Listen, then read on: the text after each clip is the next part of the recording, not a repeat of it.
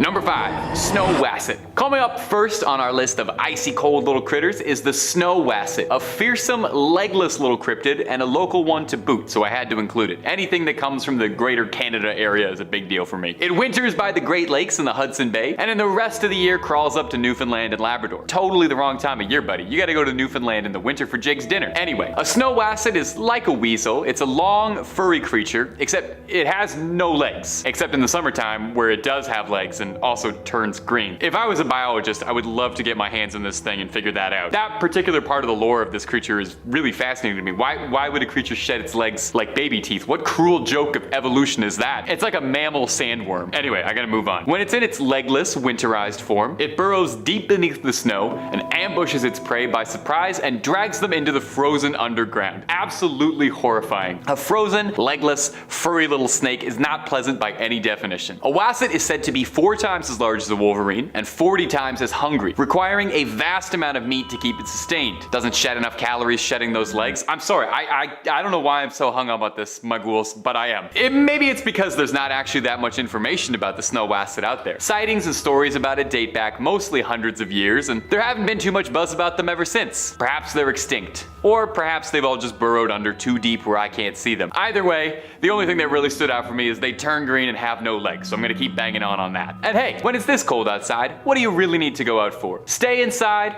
order some food, turn the heat up, and keep watching Top 5 Scary for the rest of the night. And while you're there, maybe think about tossing a subscribe your way if it's not too much trouble. Number 4, the Nuckelavee. Coming up next on this list is the Nuckelavee, a cryptid that I had never heard of before researching for this video. So I hope it's new to you too, and you get to learn something cool. The Nuckelavee is an old Nordic myth, a demon of the sea appearing as a horrifying demonic, part horse, part man, part thing hybrid. Seriously, this thing is disgusting. It looks like somebody glued a bunch of leftover horse parts and man parts together, and it's completely skinless, leaving its exposed flesh to all the elements to see. Kind of looks like one of those behind the scenes video of how they make McDonald's chicken nuggets, you know? The Nuckelavee is said to be trapped in the sea during the warmer months of the year, and then come winter is set free to wreak all kinds of havoc. This thing is pure evil, destroys just by breathing. The horsey head part emits toxic fumes just by opening its wretched maw, and this vapor causes crops to wilt, people to fall ill, and drought soon follows after. I see why they keep this thing locked up for most of the year, because it kind of sounds like a royal nuisance. It's thought that the Nuckelavee was first created by old Nordic storytellers as a way of rationalizing and explaining away things like drought and plague destroying the harvest. It's much easier to put a face to your problems, and when that problem is a wretched flayed horseman, it's easy to get angry at that. When stories of the Nuckelavee were told, it was thought to be so evil that its name was always said in a hushed whisper for fears of speaking too loudly of it could attract its attention. Oh, I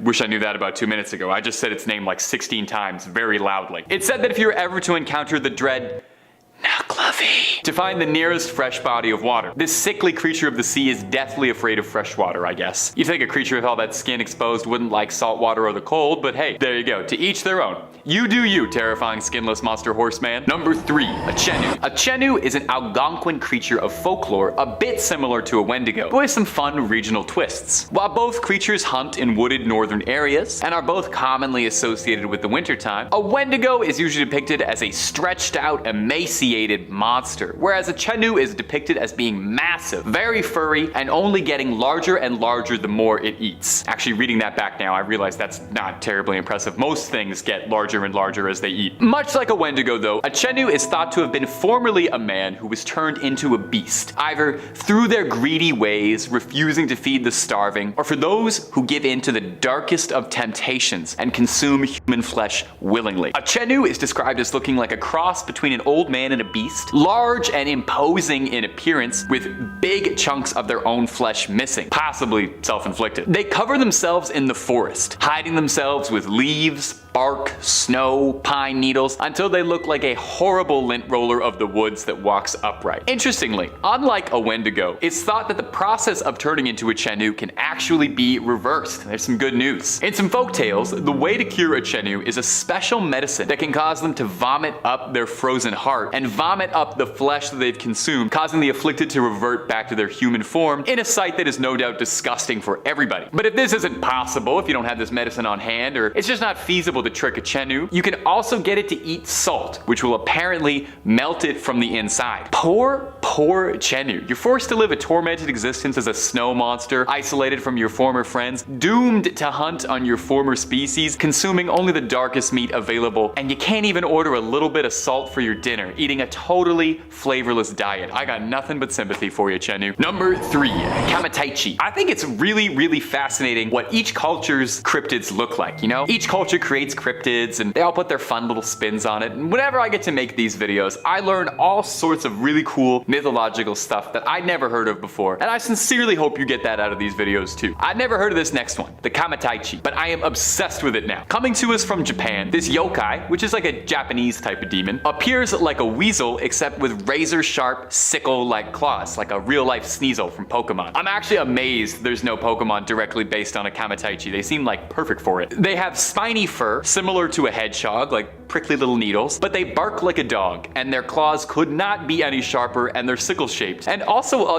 lot of depictions of them are downright adorable. These funny little creatures are extremely lightweight and have learned how to ride the currents of the wind to travel. They honestly sound kind of like radical in like a California surfer way. The legends of the Kamataichi come out of the Chubu region of Japan, when vicious cold winds were so powerful they would cut people down directly. And these legends would take the form of the spirit called the Kamataichi, which was the winds themselves as this furry little miscreant. It would attack at your legs, causing you to fall down, exposed and helpless, while it sucked at your blood. It's said that no blood occurs from their woundings because of this, as a Kamataichi moves so quickly and sucks it all up. That's almost considerate of it, doesn't leave a stain. These creatures move so quickly, and they're so good at hiding, that they're apparently completely invisible to the naked eye, appearing as nothing more than a sharp, freezing wind on your skin. Amusingly, there's some debate as to whether or not a Kamataichi's true origin is actually nothing more than a silly pun. There's a stance a samurai would use called a kamaitachi, translating loosely to sword stance, which would explain, you know, it's a sharp thing. I don't know where the stance comes in, but it's sharp. However, there are legends all throughout Japan, throughout many regions, all telling stories of creatures that ride the wind and attack humans, and the sickle weasel remains among the most popular and among the most adorable. Sorry, Kamataichi, you are just so cute. If anybody knows where to get like a stuffed toy of this little guy, please comment under the video. I need to know. Number 1, the Yeti. Coming in at the number 1 spot, a mainstay of any trip to the mountain, the Yeti. I mean, who else could possibly take the number 1 spot on a list about winter cryptids? Maybe Rudolph the Red-Nosed Reindeer. Does he count as a cryptid? I guess he was. Maybe he's more like a mutant. Anyway, a Yeti is an American manufacturer specializing in outdoor products such as ice coolers, vacuum insulated drinkware, and I'm reading the wrong one. So Sorry. Let's do that again. A Yeti refers to an ape-like creature thought to live in the mountains in the Himalayas, standing upright like a man and walking on 2 legs, and is usually pretty big, like 8 feet tall, with long arms, broad feet, and long brownish hair and sunken eyes. It kind of sounded a bit like me, to be honest. While it's pretty common to draw a Yeti as just being like a big giant white gorilla, they're actually pretty different, and most traditional depictions of a Yeti color it with darker fur. They're probably one of the oldest cryptids out there that's still talked about so fondly, with stories of Yetis going all the way back to 326 BC, when Alexander the Great sought out to capture one to see for himself while he was conquering the Indus Valley, although he was told that no Yeti could survive at an altitude low enough to meet him, and Alexander wept, for there were no more Yetis left to conquer. It's got several names. It's sometimes called a Sasquatch, or in the West it's popularly referred to as an abominable snowman, although that's a term by British officers who were stationed in the Himalayas, as no natives to the regions call it that. The name Yeti possibly comes from the Tibetan words Yete, meaning a man-like animal, or from Meti, meaning bear in some Nepalese and Tibetan dialects, which would make a good bit of sense, as it's thought that a number of Yeti sightings over the years that led to it being such a widely recognized cryptid could actually just be bear sightings being mistaken in the frosty air. In fact, there's a theory that Yeti sightings are from hybrid polar bears that had bred with grizzly bears, which has been recorded to happen, just not really anywhere where Yeti sightings are really made, so kinda up in the air. In Sherpa tradition, it's said that a Yeti is a powerful, mystical being, and a Yeti can choose to whom it will make itself visible to, choosing to only appear to those who believe in it. So if you're ever trekking the Himalayas and worried about an attack, here's a little advice for you: just don't believe in it. Although there are a good number of people who believe that the Yeti are an intelligent enough species that just want to be left alone to their own devices, living peacefully in the mountains. Not so abominable after all. Number 5. Bigfoot or the devil. Our first account for the day comes from scientist Jim Brittle and his cousin and takes place near Johnson City, Tennessee. Granted, every story I'll be recounting today comes from scientists, so I suppose I won't have to state that every time, but I wanted to make sure, that I made it clear from the get-go. So Jim and his cousin were out hunting, as one does, and found themselves sitting on the side of the wall of a rather large hollow, which consisted of very thick underbrush and lots of evergreen trees in a valley that led first to a clearing and then on to a supposed old graveyard. If I've said it once, I've said it a million times: don't mess around near graveyards, but here goes nothing. All of a sudden the duo heard the brush in the hollow below rattling and could tell that whatever was making the sounds was rather large. Jim had a firearm with him for safety, and using the night vision scope, he managed to make out what appeared to be a man at first, but he soon realized that the man was a creature about 7 to 8 feet tall, 450 pounds, covered in thick black fur with long tapered horns pointing straight up from either side of its head. Now, by this point, Jim and his cousin were terrified, so he fired off his weapon repeatedly before retreating into a nearby cabin. The next morning, all the two could find were a bucket load of spent shell casings and holes in a walnut tree. Nearby animal traps had been sprung and all the bait was gone. On a nearby ridge, the men located a series of tunnels made up of brush and various sizes of tree limbs, vines, and leaves, and pondered if it could be the beast's lair, but they didn't feel like tempting fate again to find out. They quickly returned home and never went into that area again, and thank goodness for that.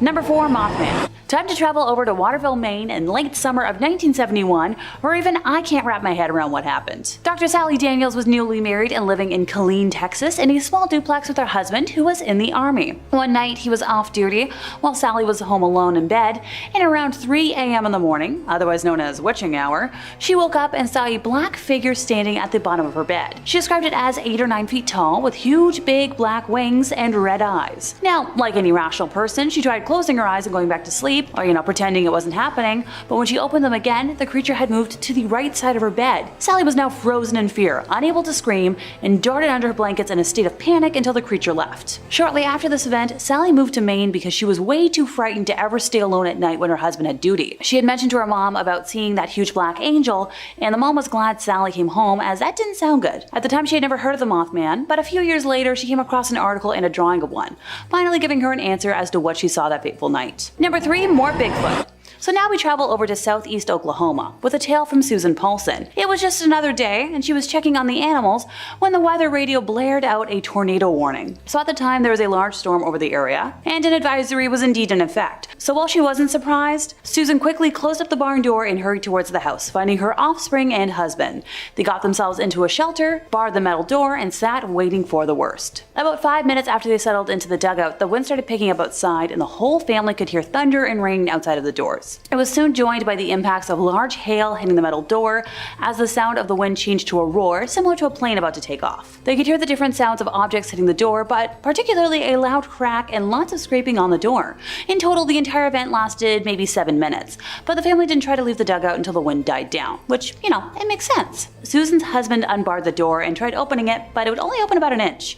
They could see through the crack that the apple tree next to the dugout had blown over in front of the door, and heck, they tried to pry the door open every which way, slamming their bodies against the door, but nothing worked. The family was completely stuck in the shelter, but they knew at some point there would be people checking on places in the tornado's path, so they stuck a piece of wood in the crack of the door to hold it open and got comfortable and prepared to wait. When 7 p.m. rolled around, they discovered that claustrophobia and panic attacks can strike anyone, no matter how prepared you are. So technically the family was safe and prepared physically for a week, but Susan's not sure their minds could have lasted a week. They could see it was dark through the crack of the door when a foul odor wafted in, smelling like a wet dog combined with a male goat and a teenager's armpits. Now Susan originally thought it was an overly pungent skunk, and she went to shut the door, but stopped when she heard what sounded like footsteps. The family started yelling for help, calling out to whoever was out there, but nobody responded. There was a shuffling sound and the smell got got even stronger, causing Susan's eyes to water as she yelled out and pounded on the door. She heard a grunt before the sound of footsteps and the odor started fading away. Eventually the footsteps returned, and while everyone trapped, yelled and pounded on the door, once again there was no response and the footsteps left once more. This time Susan felt uneasy and barred the door shut. Something just wasn't right with this person. At around 3 in the morning, are we sensing a pattern? Susan's daughter woke up from a nightmare and started crying, and Susan was comforting her when she heard branches cracking and scraping against the door along with grunting. She woke her husband up, and once again, they pounded on the door and yelled, this time leaving the door open as much as possible. Just a couple of inches, man. When the noises outside stopped, they waited about 10 minutes to try to open the door, and this time it opened enough for the family to be able to step out. The trunk of the tree was lying near the door, but there was a pile of branches off to the side, and in that ground outside, there were a lot of footprints bigger than any foot Susan had ever seen. After tucking the offspring in their proper beds, Susan headed out to the barn to see if the animals were okay, and was about halfway there when she heard one of their hogs screaming. She ran towards the barn, and a few yards away, she could see her market-ready Hampshire barrow struggling and screaming while slung over the shoulder of a dark, hulking, human-like figure. Susan yelled at the figure to drop her peg, and it just turned and stared. She shined her flashlight at the creature's face, revealing a grayish face with a flat-looking nose. It was covered with thin, dark brown hair all over its body and massive feet.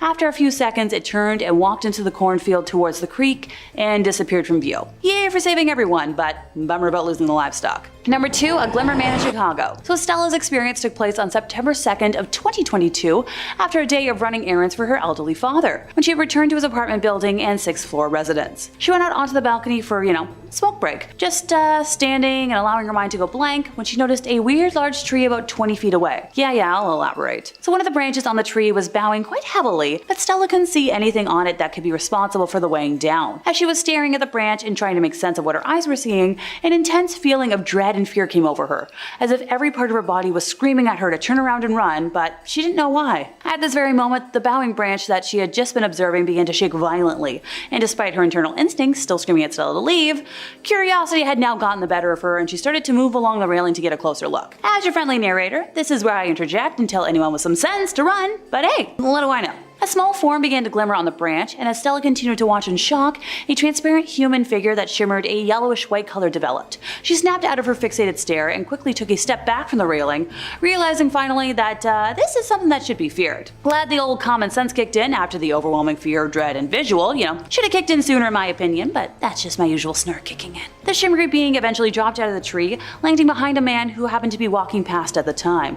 The walking man spun around, his reaction similar to, as if he had been hit with an object from behind, and was confused when all he saw was a cloud of smoke. The shimmery man had disappeared in said puff of smoke almost instantly after hitting the ground. Stella waited for some time, expecting to see this thing re-emerge, but it was completely gone. At the same time, another neighbor just a few floors below Stella and her dad had also observed exactly the same thing as her and managed to confirm all the same details.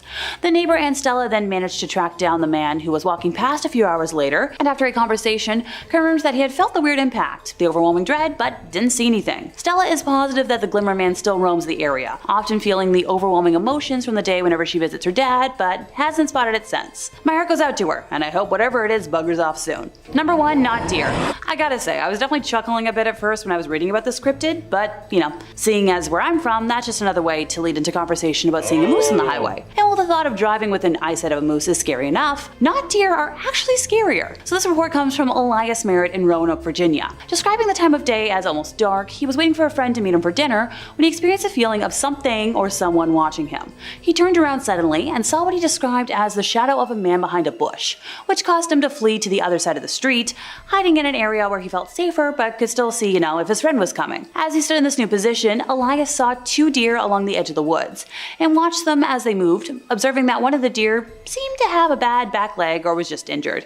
He walked in their direction to get a better look and see if he could help, but as he got closer, he realized they weren't deer and froze, petrified. The beings had oddly shaped heads and appeared to have patches of hair stitched over human skin. Both of the creatures looked in the direction of Elias and slowly stood up on their back legs and began running towards him, chasing him to the point where he was simply running and yelling in the direction of who knows what, no longer worried about waiting for his friend. He eventually ran into said friend and in a panic told him the entire story. And what do you know? The friend turned pale and explained that several years prior, he had had a similar experience while hunting in the forest outside of town, with his descriptions of the creatures being almost identical to what Elias had seen. Not to sound like a broken record, but I'm really glad I've never been like the nature hiking type. Number 5. The Jersey Devil. Since the 19th century, New Jersey citizens have been putting up with a devilish cryptid whose name describes him to a T, the Jersey Devil. The Jersey Devil is described as a kangaroo-like creature with the head of a dog, face of a horse, bat-like wings, horns on its head, and a tail. The Jersey Devil has been terrorizing people for hundreds of years, and there have been a multitude of reported sightings which helped create the creature's reputation.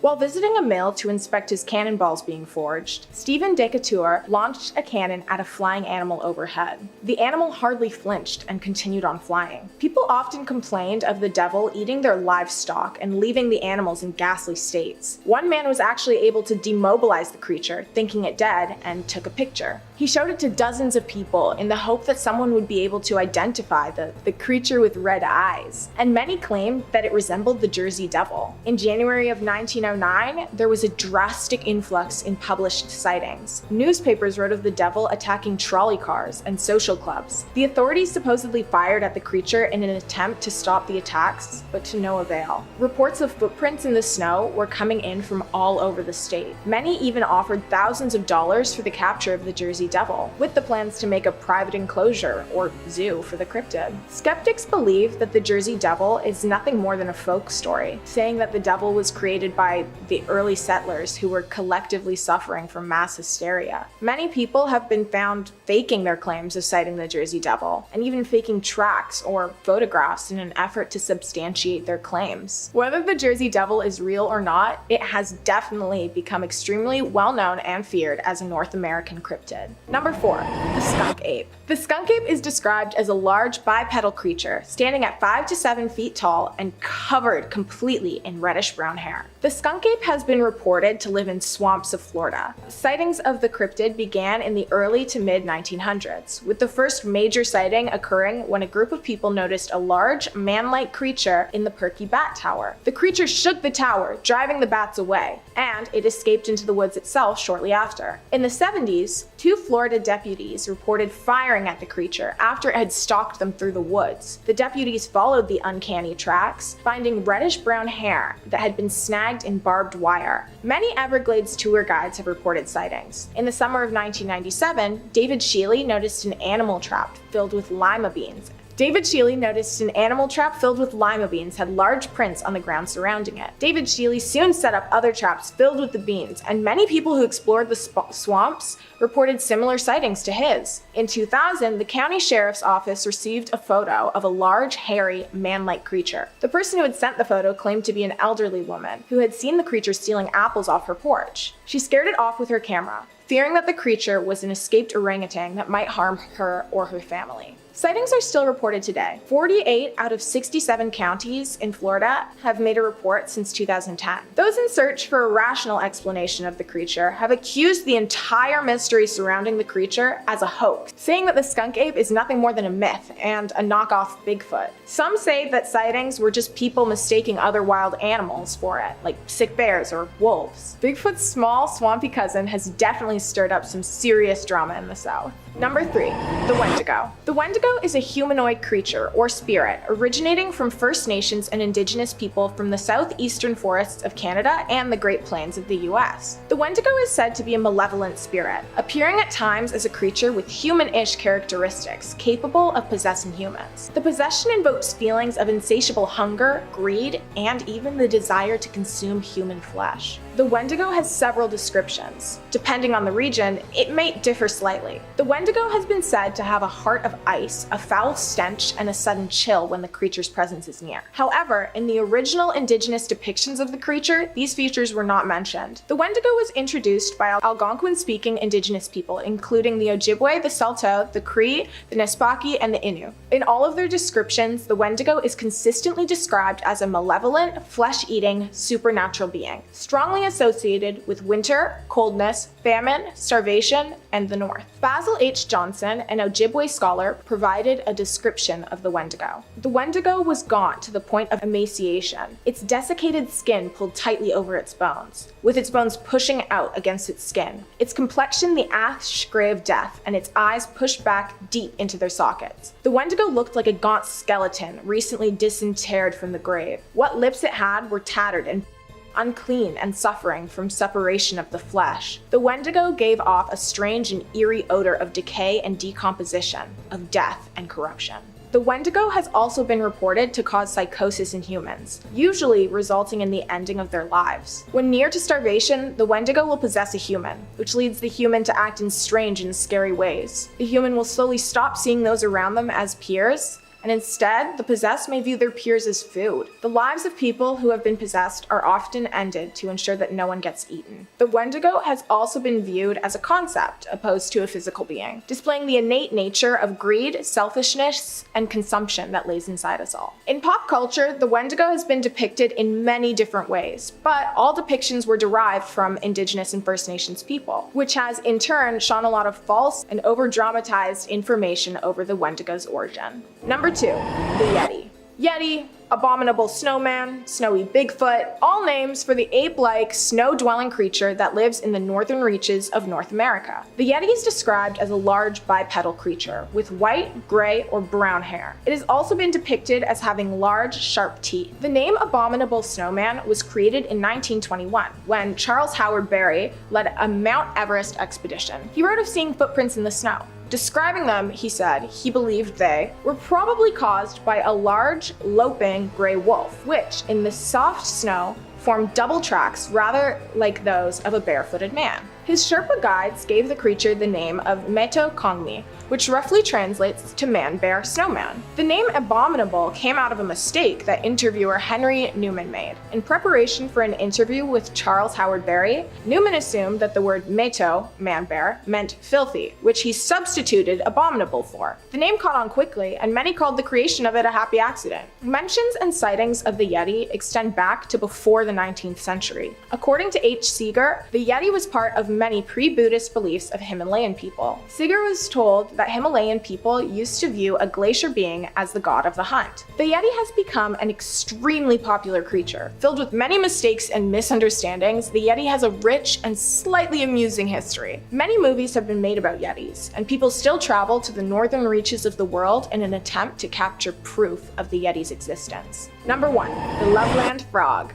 And finally, I saved the absolute best for last, the Loveland Frogman. The Loveland Frog, or Loveland Frogman, finds its origin in Ohio. Standing on 2 feet at 4 feet tall, the frog is definitely much larger than the average amphibian. The Loveland Frog was first spotted in 1955. Some stories specifying that it was first spotted in May of 1955, when a businessman spotted the creature while driving on a dark road in Loveland, Ohio. Other stories say that a group of men spotted 2 or 3 creatures, each standing on 2 legs 3 to 4 feet tall, with frog-like faces and leathery skin. Honestly, that description just sounds like me and my friends waking up after a night out. The creatures were spotted over a poorly lit bridge, and one was extending its arm upwards and holding a sparkling light above its head.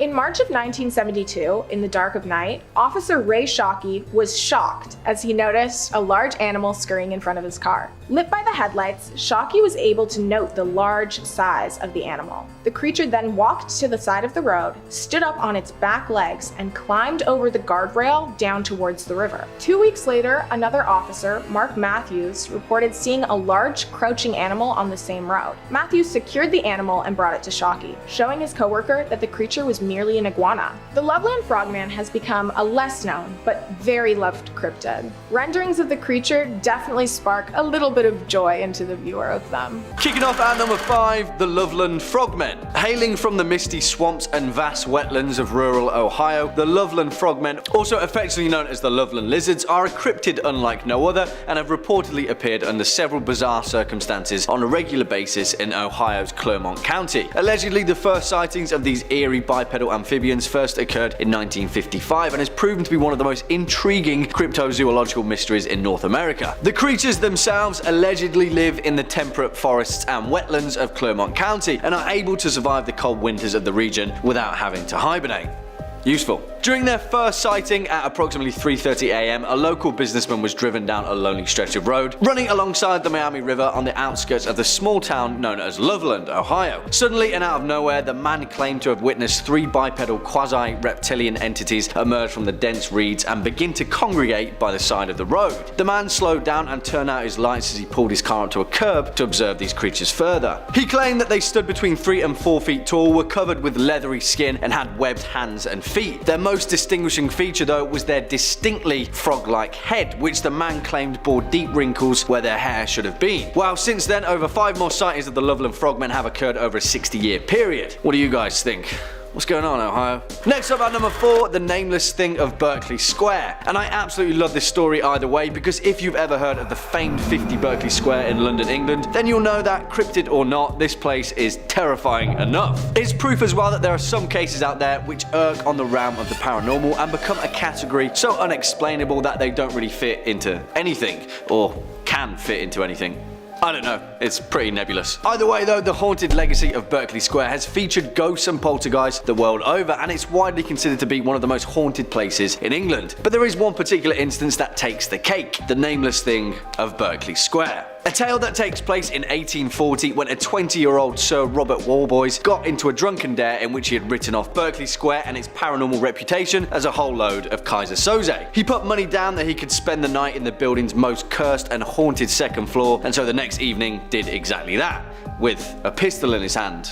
For robbers, I guess, and a makeshift pulley line attached to a bell in case he saw anything out of the ordinary. He drank a whole load of courage and tried to get some shut-eye, but well, of course, young Bobby Warboy's story cuts out there, when the landlord was awoken by the bell rig ringing incessantly and ran upstairs to check on him. He found Robert Warboys dead as a doornail, slouched in the corner with his eyes bulging in terror. Legend has it that the landlord witnessed an amorphous, shadowy form with slime oozing from it, claws and tentacles and all dripping from its form, suddenly slink back into the shadows of the corner of the room and disappear. And since then, tales of the nameless thing of Berkeley Square are more common than any of us would actually like. Swinging in at number 3, the Kinderhook Blob, which is just a great name, really, isn't it? And if I'm being honest, the legend of the Kinderhook Blob is exactly what cryptid tales are made of, so strap in. It's sometime in 1962 New York, and on 6 separate occasions, multiple witnesses encountered a floating, mysterious blob-like creature that was so terrifying in its form that 2 men armed with shotguns fled in terror. The initial encounter was from a 10-year-old boy named Hallenbeck and his 7-year-old cousin Chari. They were playing in the dense woods nearby their house when all of a sudden they both heard this really high-pitched whistle noise, and suddenly, from behind a nearby pine tree, they witnessed a white amorphous object appear in full view, which slowly began writhing toward them. On 5 more occasions, which insanely would happen over the next 12 years, all the way until 1978, dozens of eyewitnesses would explain in vivid detail similar accounts of an amorphous white blob-like creature that would emerge from the woods, often attaching its tendrils to trees whilst incessantly making its way towards its victims, causing them to flee in terror. So much so that on one occasion, 2 grown men tried blowing it to pieces with shotguns to no avail, and then turned tail and ran. What I love about this story is the essence of a cryptid tale. For all intents and purposes, the Kinderhook Blob could be a disused weather balloon floating listlessly through the air, but because it was seen multiple times by multiple people in the right setting, the legend of the terrifying white blob quickly became a horrifying reality. Either that, or it's a sentient alien life form that's going to consume us all, so yeah. Coming in next at number 2, the disappearance of Peter Grayson. The Groot slang, or the Groot slang, which in Afrikaans loosely translates to big snake, is a legendary creature widely considered to be one of the continent's most prolific cryptids, and is reputed to dwell exclusively in the deep caves and cavernous systems in the Richtersveld, South Africa. According to legend, the Groot slang is a primordial creature that is reputedly as old as the world itself, and dwells within what locals refer to as the bottomless pit, which also, conveniently enough, is also filled with precious diamonds. diamonds. Well, diamonds historically have a proficiency of attracting daring adventurers, and one of those adventurers just so happened to be an English businessman known as Peter Grayson. In 1917, Grayson and a team of excavators began an expedition into the Richesville cave system, accompanied by several local guides. After heading out into the rocky desert landscape, and upon hearing that Grayson intended to descend into the bottomless pit, unwittingly the lair of the group slang, the local guides quickly left after warning Grayson that they'd lost friends and family to the violent serpent before, and they weren't going to do it again. He shrugged it off and alongside his two excavators headed deep into the cave, and well, that's the last that they heard of any of them. The Grayson dynasty faded into obscurity after their patriarch was never seen alive again, but as the legend goes, one of the local guides returned to the cave a day or so later after feeling guilty for abandoning Grayson and his team. At the entrance of the cave, he found the body of an excavator, half of his body actually, to be specific. His legs and most of his torso had been ripped clean off, and he died attempting to crawl back out. What a way to go. And finally, coming in at our number one spot, the legend of Yuri Grando. And I just have to tell this cryptid story because it's one of my favorites, and it's also considered to be one of the first historical instances of vampirism. As the legend goes, Yuri Grando Eljevic was a villager and poor peasant from the region of Istria, which now makes up modern-day Croatia. Historically, he was referred to as a strigoi, strigon or strigun, a local word for something that resembles a vampire and a warlock. Sometime around 1656, Yuri died due to an unknown illness, but according to legend, he regularly returned from the grave at night as a vampire to terrorize his village until his decapitation in 1672. The legend tells that for 16 years after his death, Yuri would rise from his grave by night and terrorize the village. The village priest Giorgio, who had buried Yuri 16 years previously, discovered that at night somebody would knock on the doors around the village, and on whichever door he knocked, someone from that house would die within the next few days. Eventually, the villagers rallied after witnesses saw the corpse of Yuri roaming the streets, and led by the town's mayor, chased and tried to kill him with a hawthorn stick, but failed to pierce his supernatural flesh. The next night, 9 people went to the graveyard and dug up Yuri's coffin, finding a perfectly preserved corpse with a smile on its face. It was Yuri with pristine white flesh and no signs of decomposition. They tried to stake him once more, but witnesses noted that the stick would not penetrate its flesh. Eventually, the villagers were so terrified and kind of fed up with his vampire antics that a brave villager known as Stipan Milicic took a saw and decapitated the corpse. As soon as it tore Yuri's skin, the vampire screamed and blood began gushing from the cut. Allegedly, a man that was presumed dead for 16 years. Yeah. Kicking off at number 5, the Silver Woman. And this story comes from a police motorway patrol woman from Portsmouth, England, who explains that her career regularly confronts her with situations that are both bizarre and unnerving. But this one kind of takes the cake. On the 25th of November around 6:30 PM during a routine speed camera set up in the Portsmouth city centre, her speed trap began picking up random tracings of non-existent objects in pitch black darkness, hurtling past her vehicle at around 30 to 40 miles per hour. Now, I know what you might be thinking, the device was obviously malfunctioning, but that wasn't the case, and our police officer had already thought of that. She trained the camera manually back onto the road surface to see what had been picked up, and she was shocked to discover that on the screen was what could only be described as humanoid figures running up and down the street at about 40 feet ahead of the vehicle. Strangely enough, they seemed to have a silver appearance to them, almost shimmering and translucent. She looked out of the window and again, nothing was there, but when she looked back at the screen, about 10 feet away from the vehicle was one of the same silvery entities standing motionless, facing away from the van, hulking and breathing in a strange fashion, as if they were weighing up taking on the police officer. What were they? Well, we'll never know, and when she played the tape back for her fellow officers, the silvery entities were nowhere to be seen. Yeah, I've got no clue about this one. Coming in at number 4, the folk monster.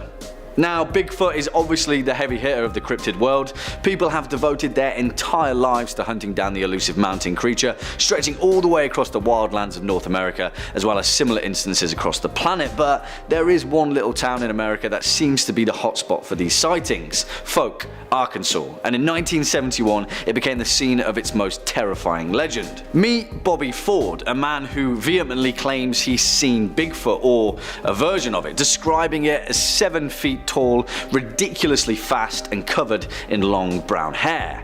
And he saw it up close and personal. It was a Saturday when Bobby and his brother were out hunting a short distance from their rural home when they heard screams in the distance. Bobby's wife, Elizabeth Ford, was frozen in horror when a creature reached through the front window, massive and hairy with glowing red eyes that made no sound except for heavy breathing.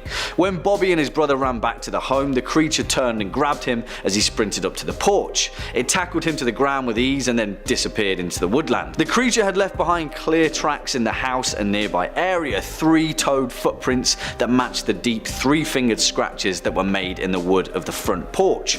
Bobby Ford was rushed to hospital and treated for minor wounds and shock, and the family were so terrified by the encounter that they moved out. They'd only lived there a week. That's terrible timing. Next up at number 3, the Grey Man of Ben Macdui. Ben Macdui in Gaelic, Mountain of the Son of Duff, is an awe-inspiring peak of the Scottish Highlands, staking the claim as one of Britain's highest mountains and the highest of the Cairngorms National Park. It's been scaled by countless people throughout history, but there are those that claim that there's something more sinister living out on the mountain. The Grey Man of Ben Macdui, and it doesn't like visitors. The creature is said to be at least 20 feet tall, and one eyewitness of the creature's presence, a respected professor and mountain climber named Norman Colley, said that he was first aware of something following him during his ascent after hearing strange footsteps behind him. Alone, isolated on the mountain, something was following him. And it wasn't human. The footsteps were laborious and delayed, as if that whatever was following him was much, much taller than he was. When he saw it, he described the Grey Man as vaguely human-shaped, brown in hue and fur, and shrouded in a strange grey mist. In 1945, a similar thing happened to a renowned mountain climber named Peter Densham, who described the exact same encounter with the exact same creature. Again, in 1958, the Scots magazine wrote of a similar account from naturalist Alexander Tunian, who this time found himself armed with a rifle and fired several rounds into the Grey Man. He thought he'd hit it, whatever it was, but after trekking over through the snow, found no sign of the creature. It vanished away like fog rolling across a mountain, and the mystery of the Grey Man of Ben Macdui remains unsolved. Swinging in at number 2, the Cabbagetown Tunnel Monster, which is an urban legend from my current stomping grounds of Toronto, Ontario, that is grounded in such bizarre circumstances that it remains a warning not to go wandering through the dark tunnels of downtown Toronto. I'm talking about the path. Ever.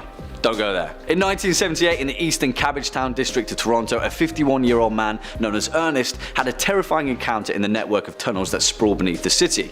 He had been out searching the neighborhood for a missing kitten that him and his wife had been raising when he stumbled across a tunnel entrance and decided to explore. After venturing 10 feet into the gloom, Ernest suddenly came across a creature that looked somewhat like a long, thin monkey, around 3 feet in height, with large teeth and covered in grey fur.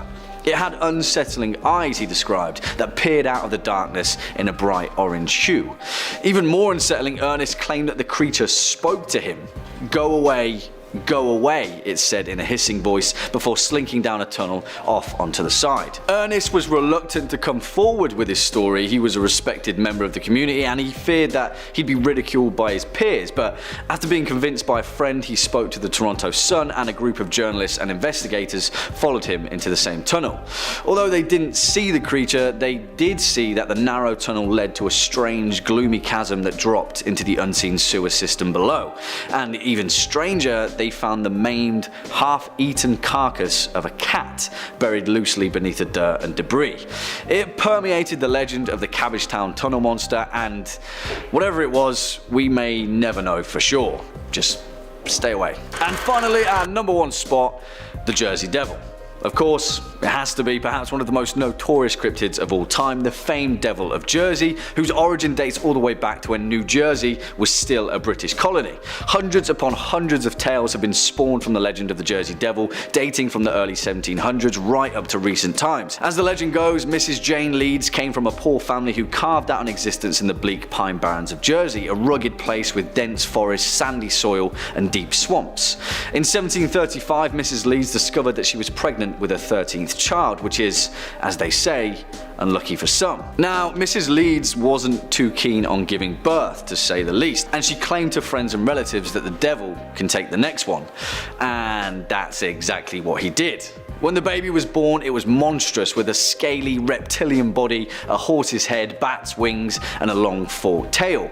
He spread his wings, shot up out of the chimney, and soared out across the pine barrens. The legend of the Jersey Devil was born. Now, whatever you think of this cryptid, truth, or urban legend, it's the frequency that the Jersey Devil appears in contemporary folklore that is important. Hundreds of people have reported sightings of a strange bat-like creature with wings and a forked tail, flapping its wings across the pine barrens and cackling into the night. In 1816, Joseph Bonaparte, the brother of Napoleon, reported seeing the creature while hunting game in the woods. In 1840, a respected minister pointed his congregation towards a ghastly creature flapping above his church, and in 1909, literally thousands of people saw the same creature on the same day at the same time at multiple locations. In fact, it got so bad that schools had to close down and people just flat out refused to go outside.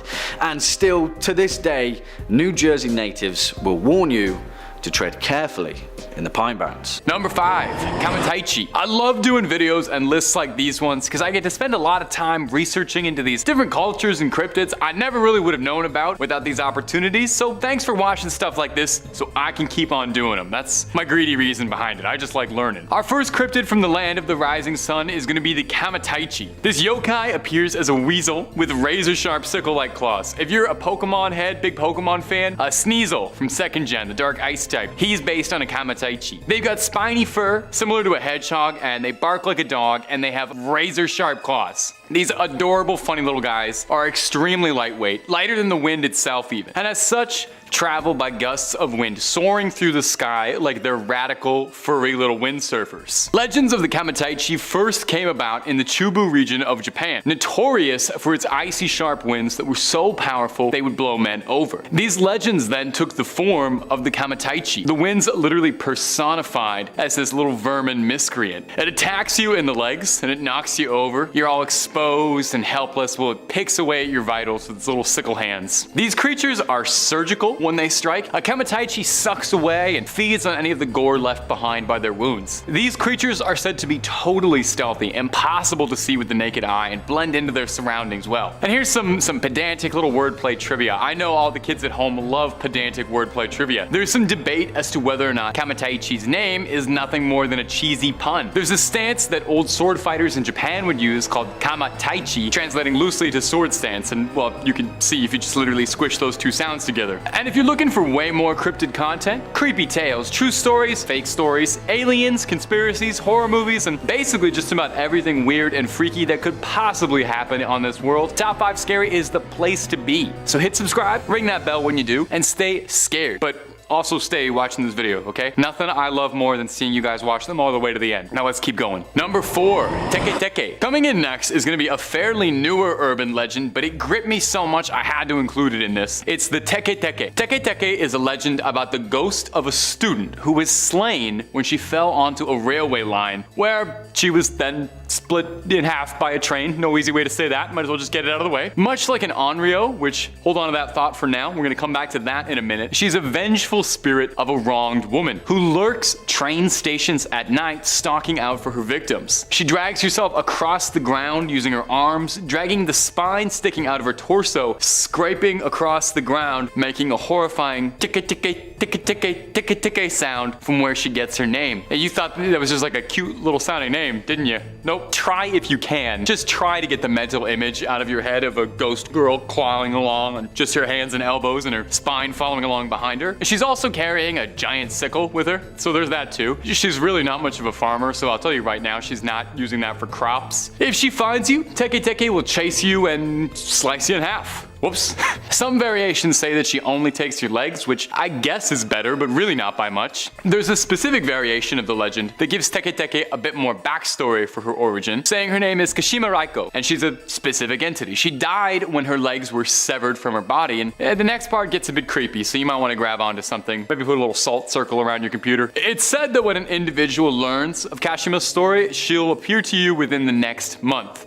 So start timing now, I guess. Kashima Raiko is said to haunt bathroom stalls asking where her legs have gone. If you answer in a way she doesn't approve of, she'll take them from you. Incredibly bizarrely, most of all, this isn't the only bathroom-themed horror story on this list, and I'm not joking, so we'll talk about that in a minute, but in the meantime, sit tight and wait what I could possibly mean. Number 3, kamakiri. Something I really like about reading about Japanese yokai and their mythological monsters when you read about a bunch of them is that they tend to kind of fall into 2 categories, you know? It's either the most terrifying thing I have ever heard in my life, a story of a malevolent spirit that's been wronged and will haunt you and do something unspeakable for a painful death, or they're just like weird little goblins or like weird little ghouls that go around doing silly little things. The kamakiri is one of the silliest little demons I have ever read about, so that's why I'm including them, because they're hilarious. A kamakiri looks like a weird little bird, like a little bird monster, with a razor sharp beak and very pointed claws. They're teeny tiny and very sneaky to move undetected. So what does the dreaded kamakiri do? Are you ready for this? Hold on to something because this is gonna terrify you. It breaks into your house at night and it cuts your hair. They hide in your roof and they wait at night for the perfect moment to strike, and then they go in and they just mess up your perfect do. They layer it all weird. They cut the ends right off. They frost your tips and they go after anyone, okay? They're not picky. If you've got a head of hair, they want to snip it up. Only the baldies are safe now. They wait until you're asleep. And if you're wondering, you're just sitting there like, why would anyone tell a story about this monster? Why would anyone make this up? It was in periods of Japanese history when long hair was really the only fashion and accepted hairstyle. I would have done great. So the idea of a nobleman having his hair cut in the middle of the night was like spine chilling. These days though, it just makes kamakiri sound like he's like a college prankster than it does a real monster. But that's only half of why I thought this creature was so funny. Aside from the split end touch-ups, a kamakiri cutting your hair is said to be a sign that the victim is about to unknowingly marry a yokai. Shapeshifters like Yorigumo or Kitsune can trick young men into marriage. So the kamakiri steps in and he cuts your hair to let you know you might accidentally end up marrying a demon spider shapeshifter woman. And I just got paid to say that sentence out loud. We made it, ma. Kamakiri, you might win the top 5 scary award for one of the funniest cryptids we've ever talked about on the channel. A solid number 2 compared to my true favorite, Akaname, the demon that comes into your bathroom and eats waste, which I guess would make him number 2. That's the rudest joke I'll ever tell on this channel. I'm so sorry. You guys can cut that if you want. Okay, moving on. Number 2, Akamanto. The Akamanto, also known as the Red Cloak, is a masked spirit and may very well be one of the most evil, weird creatures I've ever heard described in folklore, so just wait till you get a load of this. Not like any good folktale, there are some local variations in how Akamanto operates, but the elements that remain consistent across all tales are that the Akamanto preys on you during your most personal moments. You know, he tends to come for kings who sit on a porcelain throne. He visits you in the smallest room in the house. He catches you with your pants down. This demon comes for you when you're on the toilet, if that isn't quite getting across yet. I didn't know how to just say it. The Akamanto then offers you a deadly choice. Pulls a little matrix on you and it asks you to choose between red toilet paper or blue toilet paper. Kind of like that one scene from Squid Games with the guy offering the paper. Actually, a little funny trivia, the creator of Squid Games confirmed this monster is what inspired that scene. So a little symbolism about that you didn't know about before and now you do. Now it's all a trick question, of course. Neither of the toilet papers this ghastly spirit has for you are anything like the Royale kittens. The red paper means you'll find yourself all cut up, leaving behind quite a mess. And the blue option means you'll be left gasping for air, clean, but slow and painful. The only way to escape the Akamanto's dreaded game is to tell him you've got enough, actually, and thanks for asking, but you're good. No, really, you just have to ignore him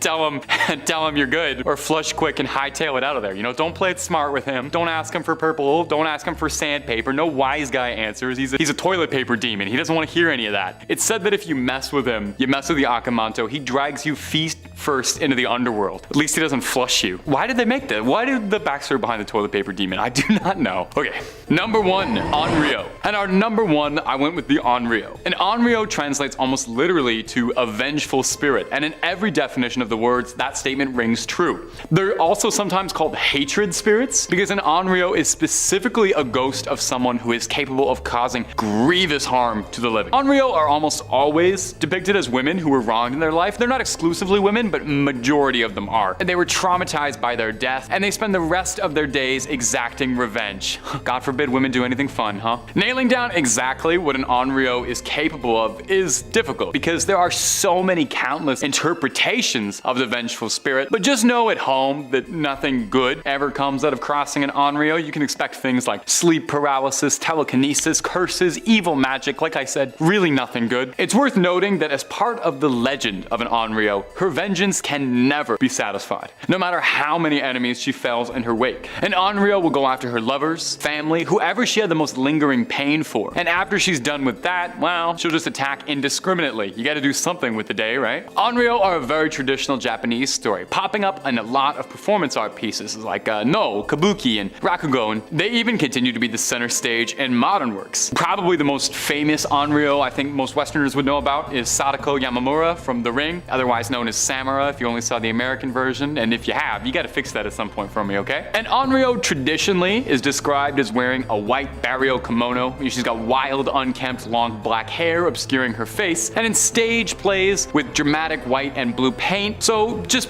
she looks like the girl from The Ring, basically. And how does one stop an onryo? Oh, you don't. Yeah, there's nothing. Once she's coming for you, she's coming for you. So, you know, be nice. Just be nice to the ladies in your life and hope that they never come back as vengeful revenge spirits. Number 5, the Fresno Nightcrawlers. Starting off the list is going to be my favorite cryptids in the whole wide world, the Fresno Nightcrawler. If you've never seen footage of them, it's going to change your life. Look at them. Look at the way they stride around like a pair of pants that came to life. These things are the absolute perfect cryptid to me. There's never been a story of them hurting anything or anyone. There's no livestock that goes missing when the Nightcrawlers are around. It's just some chill dudes going for a late night stroll. I can really get down with the lifestyle that the Fresno Nightcrawlers are about. The Nightcrawlers were first spotted in Fresno, California, which makes a lot of sense why they're called that. They've been mostly spotted in California almost exclusively, a couple times, save for one reported sighting in Poland, so must have been a pretty long walk they were going on. The first recorded sighting was by a man in Fresno named Jose, who claimed that during the night he heard his dogs freaking out at something outside. He went to go see what his dogs were making so much noise about, and through a security camera system in his home, he saw the two little crawlers making their way around. He woke up his brother to come watch the footage as well, but by the time he'd awoken, the creature was already gone. The next morning, they called in investigators to inspect the lawn and the footage, but there was absolutely no trace of anything. No footprints, no spots, nothing. All they had was grainy CCTV footage of the Nightcrawlers making their way down the lawn. Since their sighting, there's been endless debate as to just what the Nightcrawlers are. Some suspect spirits or ghosts, because they do look kind of spectral in the video, but a number of people have also put forward the idea that the Nightcrawlers could be visitors from another world. They don't look like anything on this planet, so maybe they came down. Who's to say? The only person who can truly decide is you. And hey, if you want to see loads more videos of things what might be cryptids or what might be aliens, then you already know the vibe. It's Top 5 Scary. We got more videos of cryptids and aliens that you could ever watch, but you're welcome to try. Stay subscribed and don't miss a scream. Number 4, the Enfield Horror. The Enfield Horror is a pretty notable cryptid in American history, and it gets its name from a small string of sightings when it terrorized the town of Enfield, Illinois. The creature has been described as a small, goblin-esque being. Oh, you know how I feel about goblins. It doesn't really resemble any living animals on this planet that it could very easily be described as. It's reported as having 3 legs and leathery skin and moving in a vaguely monkey-esque way compared to a baboon hopping around. So the first time the Enfield Horror was ever spotted, it was in 1973 by one Henry McDaniel. He and his wife had been out that night and were returning home and were greeted by their children. The kids had told their father that there was something they'd seen outside that was trying to get inside the house by scratching on the door. Mr. McDaniel initially assumed it was probably just a cat or a dog, but later on during the night, that peculiar scratching came back again at the front door. He went out to shoo the animal away and was shocked at what he saw. He described to police that it had 3 legs on it, a short body, 2 little short arms, and 2 pink eyes as big as flashlights. It stood 4.5 feet tall and was grayish colored, and it was trying to get into their house. McDaniel saw this weird little thing and thought best to rid the world of it and fired at it. He claims he struck the creature, telling police that, "When I fired that first shot, I know I hit." He says the creature hissed at him, claiming that it sounded like a wildcat hissing, and then proceeded to bound away in long leaps across the yard. The next day, police were alerted to the story and sent over to investigate the yard as to what happened. They didn't find much, but they did find 3-footed tracks throughout the yard. So just what on earth was the Enfield horror? Or is that the operative word? Was it of this earth? Could it have been some animal that had lost a leg and was injured limping around? Or is it something that had slipped out of an enclosure from a UFO and was hopping around our planet looking for a new meal? Coming in at number 3 is the chupacabra, one of the most famous cryptids maybe ever in urban folklore. For those somehow not in the know, the chupacabra is often thought to be a canid-like monster and is purportedly responsible for disappearances of livestock, predominantly throughout Mexico and the American Southwest, but also propping up in places like Puerto Rico. You know, a chupacabra has been around whenever you find that your livestock has either gone missing or is found dead with all its blood sucked right out. This is actually where the name comes from. While most depictions of the chupacabra almost always define it as being a coyote-like creature, albeit a twisted, mangled-looking one, usually described as a totally hairless dog with beady black eyes and a sleek figure, there are some stories and sightings of chupacabras that describe it as being more like a demon or an alien, describing it as being a humanoid creature, often reptilian in nature, walking around on 2 legs and feeding on livestock. In all the years since chupacabras have first been reported, though there are countless sightings, there's never been a fully recovered one that we couldn't explain. Everything that's been found by hunters always ends up turning out to be dogs with mange, being misattributed to being the cryptid. So maybe, is it possible that there's been a giant mix-up, and all the sightings of chupacabras that report them as canines are just that, just sick dogs that get mistaken for looking something weird, and that the real chupacabra is the reptilian, more bipedal sightings that get reported? It could explain why there's never been one recovered, and why livestock keeps going missing under bizarre circumstances. It's even possible that the drained livestock could be creatures that have been recovered to study, abducted under bizarre experiments. Could chupacabras themselves be in a bizarre experiment that's been unleashed into our world? A hybrid chimera breed that was created by alien life and let loose on us to run havoc on us? Number 2,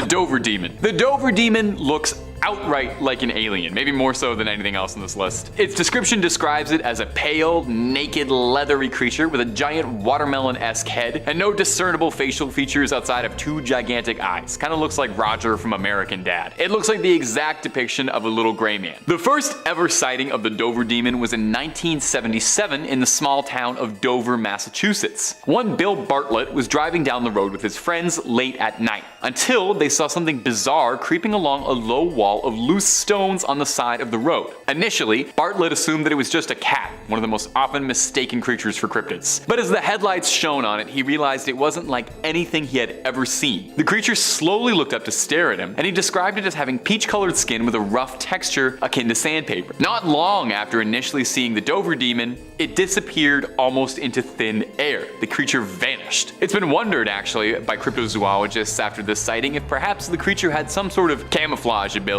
or some sort of transportation ability even. Given the extreme resemblance to little greys, the alien most commonly described as being the ones responsible for most abductions, could it be possible that the Dover Demon was something scouting out, a creature looking out from above the stars? Could that possibly explain why the creature was able to vanish so quickly? Was it just a remarkably sneaky little fella? Or is it possible that it was technologically advanced in some way or being backed up by someone else who beamed it on back to whatever ship it came from? And finally, at our number 1 spot is the Flatwoods Monster, a creature that has long since thought to be alien in origin and not a cryptid as some have said. The Flatwoods Monster was first sighted in West Virginia because of course it was. Everything creepy is in West Virginia. West Virginia is nothing but beautiful, the most picturesque mountains you've ever seen in your life, and horrifying monsters all the way down. John Denver forgot to tell you that part in them songs. The Flatwood Monster was described as being 10 feet tall and roughly 4 feet wide. It's described as being more mechanical in nature than it is organic, kind of a Darth Vader deal going on. Its most notable feature is its giant head with 2 gigantic glowing eyes, described as either bright red or bright green, depending on who's telling the story, and it's got a giant cowl in the shape of a spade behind this big orb, making it look like a big weird alien vampire. Its body was armored with thick vertical pipes, and it's got spindly little arms. The first ever sighting of the Flatwood Monster was in the 50s, 1952 to be specific. 3 boys saw something flailing out of the sky, hitting the ground nearby. The boys went home and one of them told their mother that they thought they'd seen something fall from the sky, maybe an asteroid, and they wanted some help to go check it out. Always a good idea to ask permission from your mom first if you're gonna go check out an alien. Stranger Things kids would have saved themselves so much trouble if they did that. They gathered a small search party together,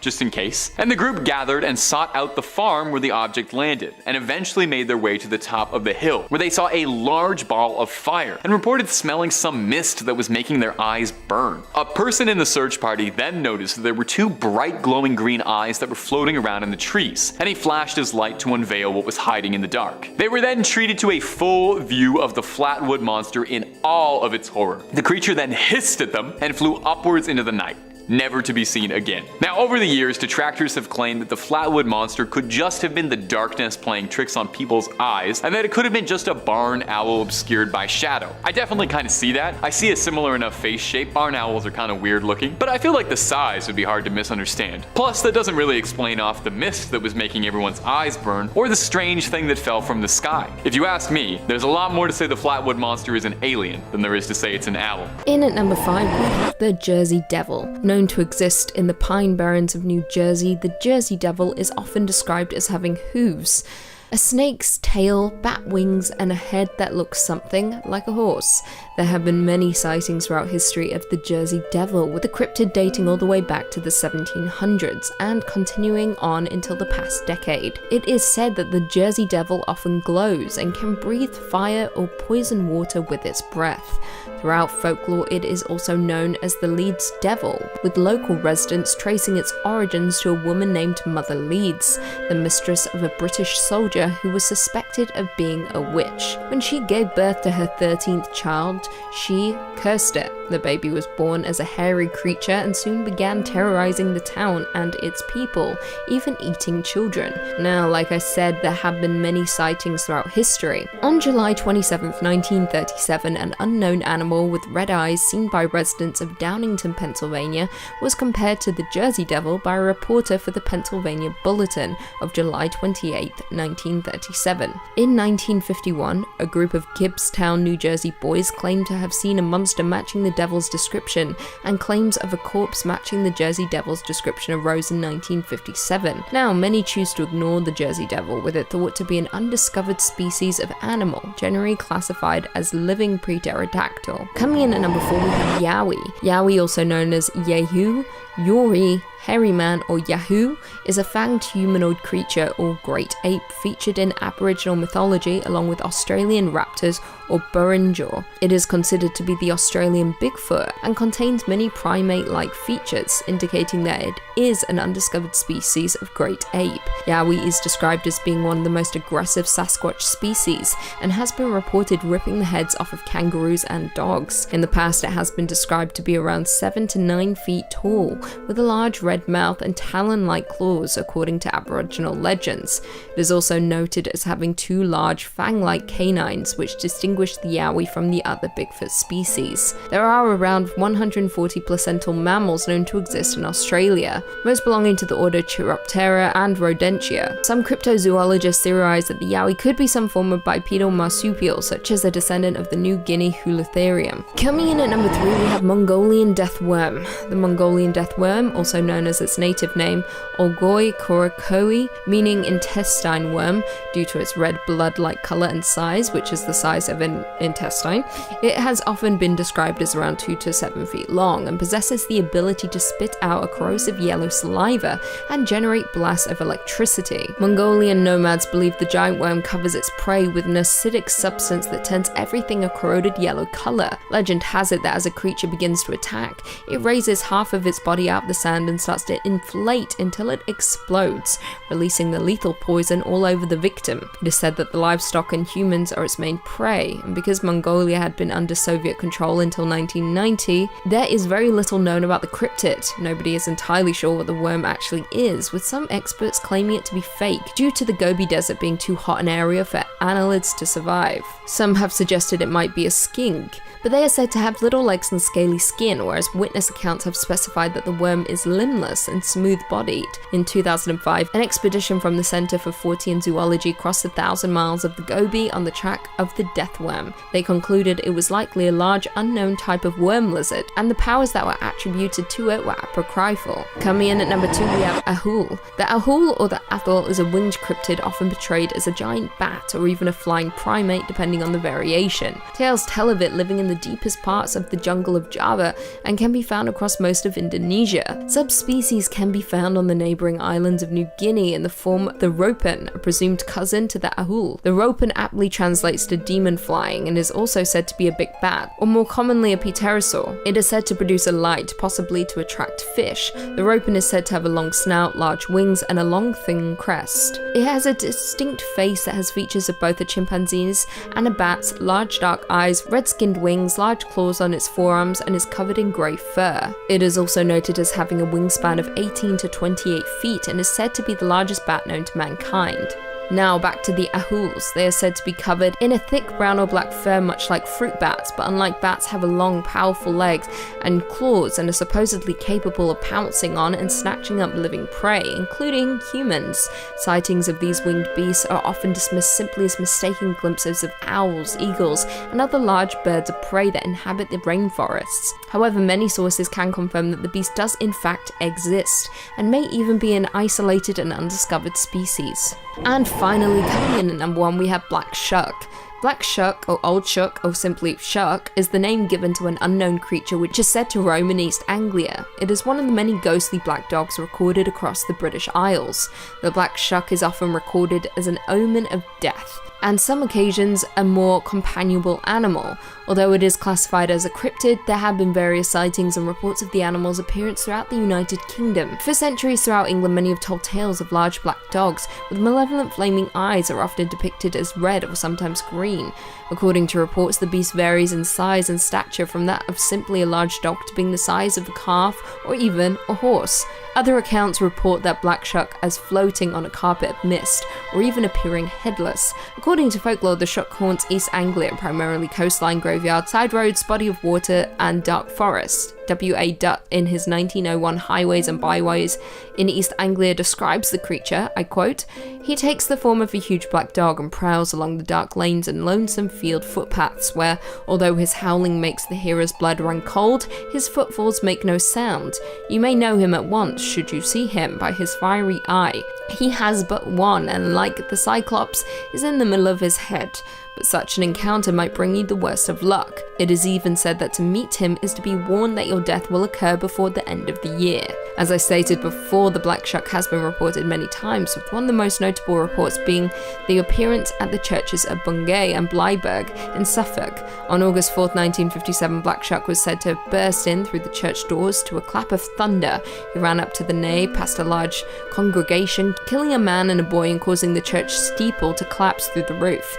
As the dog left, he left scorch marks on the door, which can be seen at the church even to this day. Number 5, the Dover Demon. Starting off on our list is the cutest cryptid on this list in my opinion, but still a creepy little freak. I like to start with the cute ones to kind of ease you into it. The Dover Demon first appeared in Massachusetts in the town of Dover, lending it its name. It appears as a spindly little demon kind of looking thing that sort of resembles a little gray, the traditional big-eyed aliens that you see everywhere. The Dover Demon is identified by its blank face, its red glowing eyes, and its hunched quadruped stature. The Dover Demon was first recorded in the late 1970s, discovered by 3 teenagers who were driving through Mass when they saw something bizarre being lit up by their headlights. Initially, they didn't think too much of it until they noticed that the creature in front of them looked more like a human than it did an animal. The driver, one Bill Bartlett, described the creature as resembling a baby with elongated arms, tan, sandpaper-like skin, which was coarse looking, and no nose, ears, or mouth to speak of on its bulbous, enlarged head. Bartlett claims that he only got a good look at it for a few seconds before it vanished off into the night. Now, there are some who speculate that the Dover Demon is capable of rendering itself invisible or camouflaging itself because of the description of this story, and that during daylight, it prefers to hide itself in the trees of Dover. Now, bizarrely, I think, some skeptics write off the Dover Demon by claiming it was was just a baby moose being seen at an odd angle or under strange conditions. And I don't know if I really buy that. I've never seen a baby moose at night in headlights, but I have seen a baby moose. They would have a bulbous head or front-facing eyes, and a baby moose doesn't have that, so I don't know if it's all that. A more pressing question, I think, is if the Dover demon is a cryptid or perhaps a visitor from another planet, because it does look a lot like the descriptions of the little grays. Now there's a bigger philosophical question there. Are aliens cryptid? Let me know about that in the comments below. And if you like hearing stories about cryptids and aliens, well, I have some great news, my friend. We got loads of cryptid videos on the channel, so get comfy,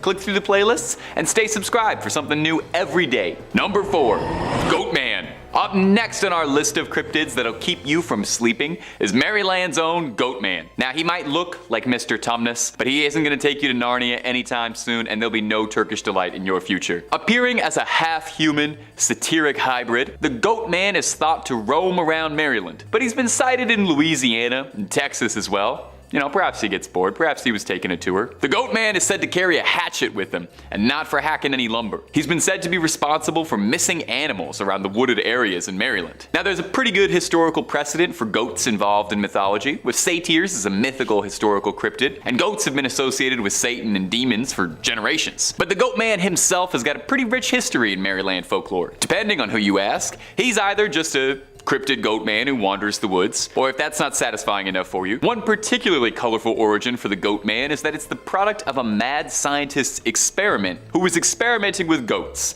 and when it went astray, the Goat Man broke loose and started attacking passersby with an axe. I really like this one, and I choose to believe it's 100% factual. The Goat Man is a pretty popular folk story with teenagers, with urban legends describing the beast hunting down those who are looking to spend a little quality time at Lover's Lane. It said he'll come and bleat ya.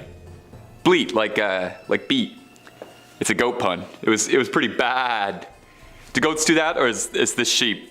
I'm not sure. You know what? I shouldn't be practicing here. We're gonna move on from this. The Goat Man still hasn't been seen as much in recent years, and I sincerely hope that he's still out there. Number 3, Qualpalic. The Qualpalic, or the Qualipiluit, is an indigenous cryptid, with most stories emanating from Nunavut, Canada, and Alaska in the United States. The Qualpalic is described as appearing vaguely humanoid, but having scaly and bumpy skin, and long, stringy, disgusting black hair. They are described as being disgustingly ugly and that they reek of sulfur, and I think it's worth noting that you cannot find a single artist's depiction of these things that don't make them just look like vomitatiously gross. Interestingly, the creature is predominantly described as being a female monster, although some local variations of the stories exist where it is described as a male creature, but most tales revolving it describe it as a lady monster. The Qualpalic is a bit of an icy boogeyman, snatching up children who misbehave, waiting around thin ice to crack up and drag those children down into freezing cold water. It's thought that the origin of this creature was first told as a story for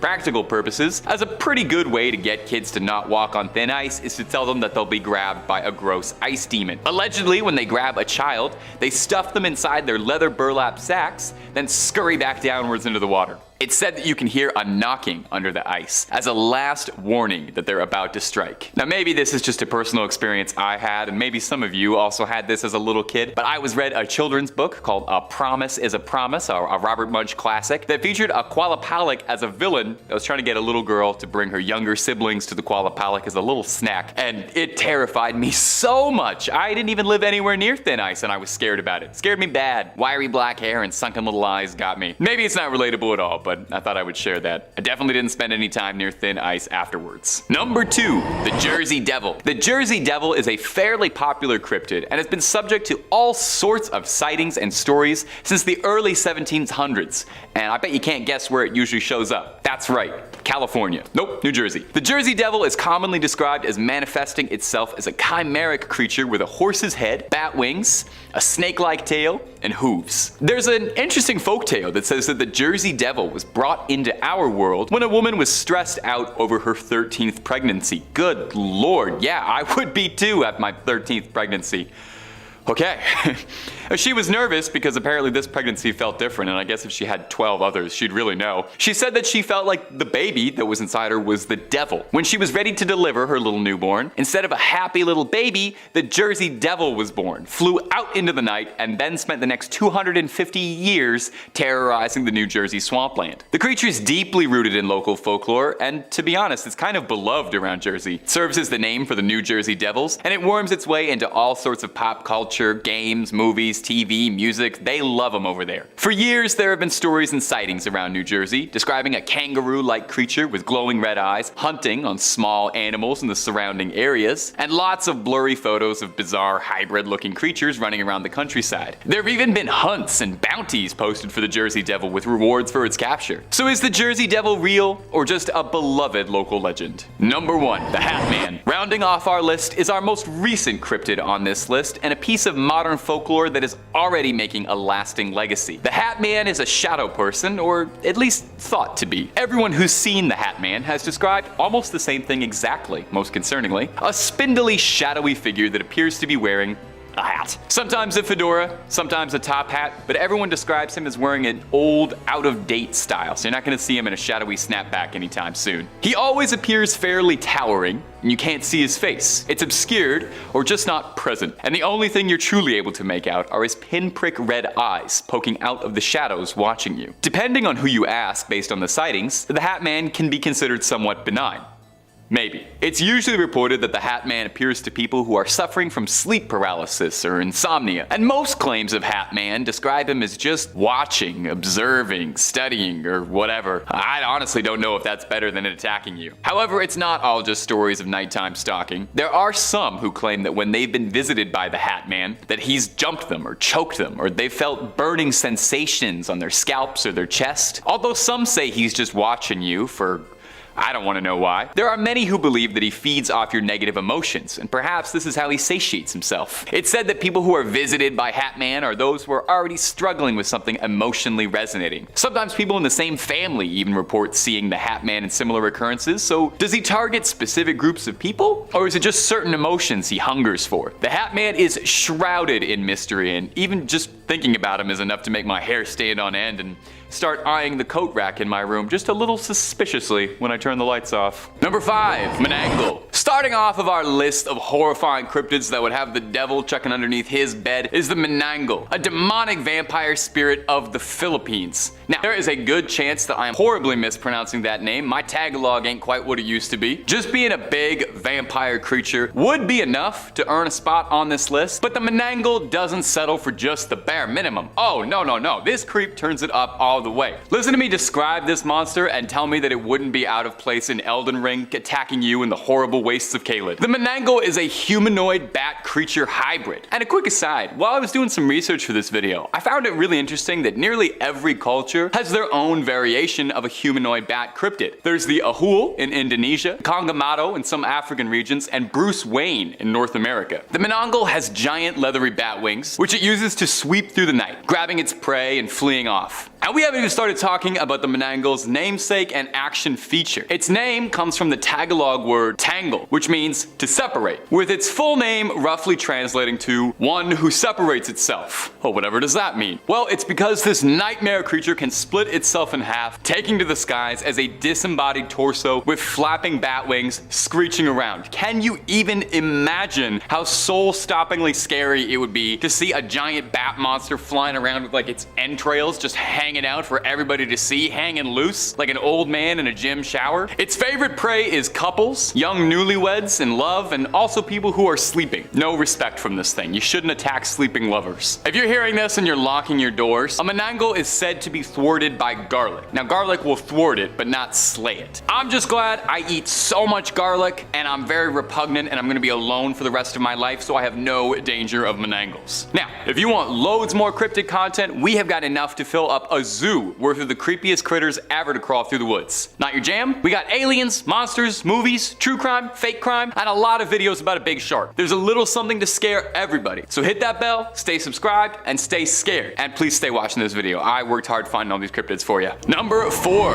Jotagumo. One of you delightful little ghouls in a previous video left a comment suggesting this one for me, and I thank you so much for putting me on the trail of this cryptid. I wouldn't have heard about it before, so shout out to the Phantom Spectator for this one. The Jotagumo is a monster of Japanese folklore that's kind of like a succubus, but with a bit more of an arachnid twist. I can't say the name of what Jotagumo translates to and stay within YouTube guidelines, but just know that it is extremely funny. I will give you a hint. Oldest profession spider. Ask your parents. Jotagumo is considered a yokai, basically a Japanese demon. It's a powerful shapeshifter, maintaining the form of a beautiful young woman to seduce its prey and able to transform into a vicious spider to finish the job off. What's she like to eat? Well, she has more acquired tastes than flies and grasshoppers. The Jotagumo likes young, handsome men who are lonely and looking for love. When in her humanoid form, she'll seduce them, invite them back to her lair, and well, you can probably guess how it goes. The folklore behind Jotagumo is fascinating. In Edo period Japan, spiders were considered to be mythical creatures with alien abilities, which, I mean, come on, totally reasonable. And it was said that the older a spider gets, the more powerful and potent its abilities would become, kind of like a wizard. A Jotagumo is a spider that's lived for hundreds of years to be able to shapeshift, and she doesn't even look a day over 25. Not bad. An old folktale tells the story of a woodcutter who fell in love with a woman he met at a waterfall. He visited her every day but grew weaker with each visit. A priest accompanied him one day, and when a spider thread reached out to the woodcutter, the priest yelled, warning the woodcutter that the woman he loved was a dreaded Jotagumo. Already ensnared by her spell, he persisted and ran towards the waterfall, where he was entangled in the web and never seen again. Number 3, the Beast of Exmoor. Whoa, with a name like the Beast of Exmoor, this thing's gotta be good, right? The Beast of Exmoor sounds like something you and a party of adventurers would set out to slay to restore peace and balance to Eternia. So what is the mighty Beast of Exmoor? Well, it's in Exmoor in the UK, which is a real place and not a fantasy castle, where it gets its name, and locals tell the story of a gigantic elusive cat. In the 80s, there were all sorts of stories and sightings of a massive cat being described as similar to a puma or a panther being spotted around the Exmoor area. A farmer around the area claimed that he had lost over 100 sheep in his care, and all of them lost in strange, unnervingly violent ways. Injuries that looked like a feral creature had mauled them. Skin peeled back, skulls crushed, throats cut. This grew the notoriety of the elusive creature and where all these sightings come from. People would claim that they'd see this huge beast like a black leopard stalking the plains. In fact, it was theorized for a while that it was possible that the Beast of Exmoor was a cougar or another big cat that had been owned by some sort of exotic collector, not naming any particular reality TV big cat owners, that had either gotten loose or let out into the wild to roam free, wreaking absolute havoc on an otherwise sleepy countryside. The problem got so bad that the Daily Express, which admittedly is a gossip rag, offered a cash reward for anyone who could bring the body of the Beast of Exmoor. Unfortunately, Geralt of Rivia was preoccupied, so no one was able to take this deal up. In 2006, a Devon farmer noticed the bones of a puma on his estate, which is odd, as there are very few pumas roaming the British countryside. There's cougars, yes, there's a lot of cougars in Great Britain and the UK, but I wouldn't consider Catherine Zeta-Jones a threat. So was the bones found the remnants of the Beast of Exmoor, or does this elusive cryptid still stalk the night, attacking sheep? The frustrating thing about hunting a cat cryptid is there's no way it's gonna come when you call it. Best thing you can do is put out a big cardboard box and hope that it'll jump inside that, because it's a cat. Number 2,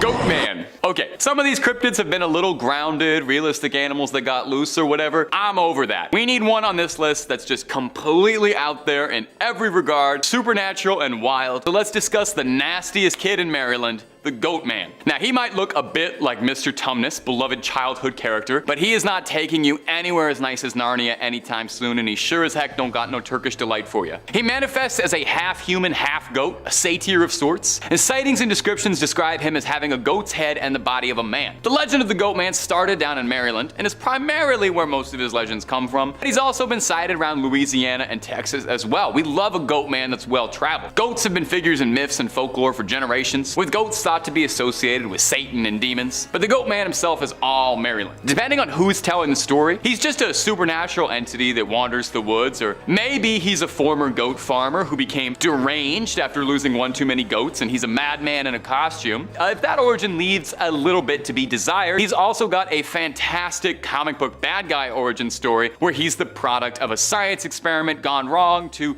I don't know, merge a man with a goat, I guess. Anyway, he breaks out of the lab Stranger Things style and creeps through the woods, hatchet in hand, attacking passersby dare disturb his territory with an axe. The Goat Man was a fairly popular campfire story and urban legend through the 70s and 80s amongst teenagers, where the creature was said to haunt Lover's Lane looking for canoodlers, where he'd split up the action with a sharp axe like he's Jason Voorhees with a set of horns. For any of my Maryland viewers, shout out for me. Is Goat Man still a big deal? Do the kids still tell stories about him? I love this guy, so I am curious. Number 1, the Hat Man. Now, a lot of these entries and stories and cryptids have been told for generations over and over, so I think it's only fitting that I get with the times a little bit and we start talking about a modern cryptid. The Hat Man is the most recently talked about cryptid on this list, if you can call it that. Is cryptid the right word for a shadow person? I don't know, but it's my list, and if anyone wants to correct me, the Hat Man is welcome to come down to the studio. Interestingly, almost everyone who reports seeing this mysterious Hat Man describes it almost exactly the same way. A spindly, tall, shadowy figure that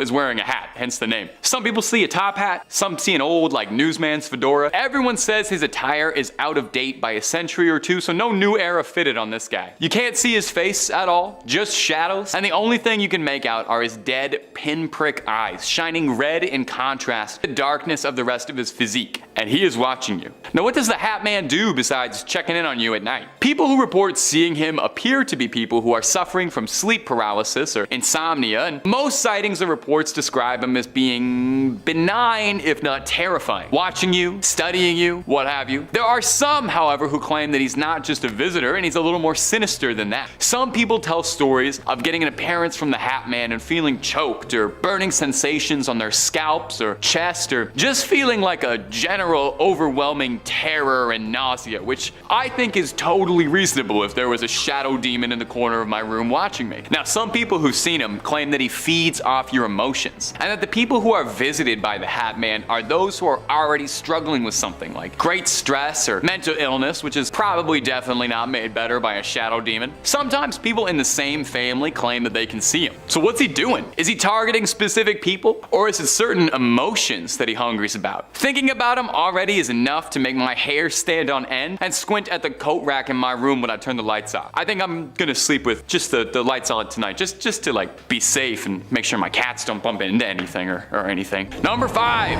Mothman. We had to start with a classic. He was either gonna be number 5 or number 1, and I figured we'd get him out of the way first. He's maybe one of the most universally recognized and classic cryptids out there. He's West Virginia's unofficial mascot, and he's as beloved as the Appalachians and buckwheat pancakes. You've probably heard of Mothman a bunch before, but do you know his backstory? You know where his legends and his legacies start? Unless you're a West Virginia native, maybe not, so let's shed some light on the Mothman, because he would probably love that. You know, he's a moth, he's drawn to it. Most Mothman fans agree that his first reported sighting was in the 1960s, 1966 to be exact. The story goes that a young couple, one Roger and Linda Scarberry, had been driving around at night when they saw a large creature whose eyes were glowing red, standing at the side of the road near the site of an old World War II munitions plant. Linda described as being 7 foot tall, muscular, with giant wings and nightmarish glowing red eyes. Upon being illuminated, the creature pursued them all the way to Point Pleasant. Now,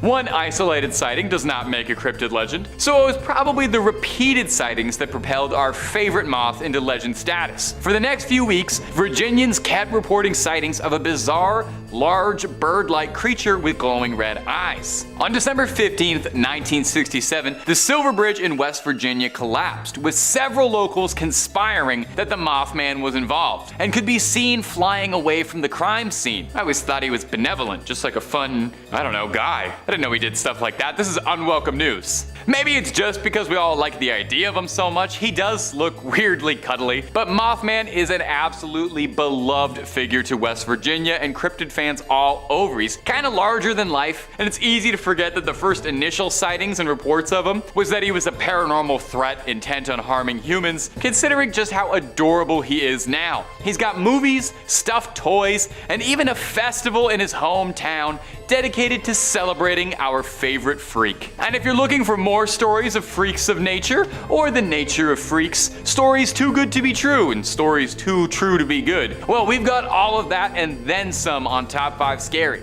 Click through, I guarantee you'll find something you like, and then subscribe and stay scared if you do.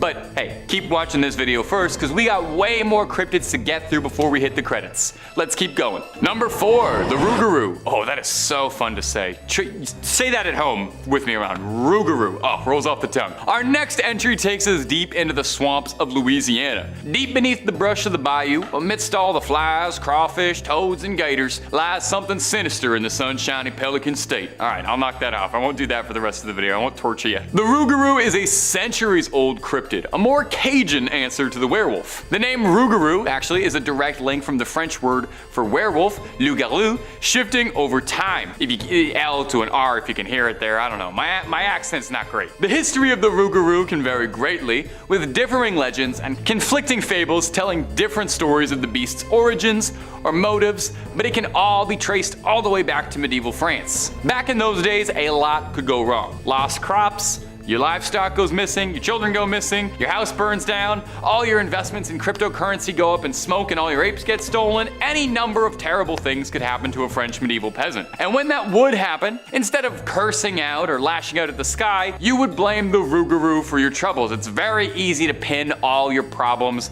on an imaginary werewolf. I do that all the time. I stub my toe, I curse out a werewolf. Villages would capture people who they believed to be acting strangely, or even sometimes just somebody who lived out in the woods, and pin all the blame on the village's problems on them for being a werewolf. So unfair, the discrimination werewolves receive. This tradition of blaming an invisible werewolf for your problems led to the Rougarou becoming a fixture in legends passed down from French Catholics, mostly about behaving. Stories would be told of how if you didn't behave, you didn't follow your parents' rules, the Rougarou would come and he'd snatch you from your bed in the middle of the night and carry you off in the woods. Or sometimes he's like a very Catholic monster. If you didn't adhere to the rules of Lent every year, your sinful ways would see you transforming into a Rougarou. So it's a Catholic werewolf born out of naughty behavior instead of being bit by one. How exactly someone like transforms into a Rougarou is not made super clear, like if it only happens on full moons or if it's a one and done kind of thing and then you're a furry for life. All that's known is that the Rougarou is a deadly creature of the night, stalking the swamps,